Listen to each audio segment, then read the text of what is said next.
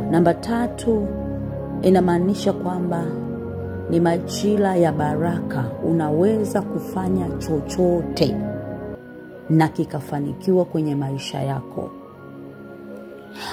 Lakini pia inawakilisha ni msimu wa masika kwenye maisha yako. Kwa hiyo kama kulikuwa kuna jambo lolote unatamani kulifanya, lolote, kama ulikuwa unatamani labda kwenda kusoma, unaweza kwenda kusoma na ukafanikiwa, kwa sababu majira ya masika ukipanda zao lolote huwa yanamea.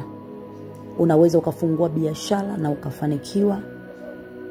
Unaweza kama ni kijana ukachumbia na ndoa yako ikafanikiwa, kwa sababu tayari kuna msimu wa masika umeingia kwenye maisha yako. Kwa hiyo unaweza ukafanya jambo lolote na likafanikiwa kwa utukufu wa Mungu, kwa sababu Mungu ameshakupa taarifa kwamba ni majira ya masika, ni baraka, ni utajiri ambao ameachilia kwenye maisha yako. Kwa hiyo unachotakiwa ni kumshukuru Mungu na kuanza kuchukua hatua kwenye maisha yako. Naitwa Prophetess Esther Samuel, na Mungu wa mbinguni akubariki.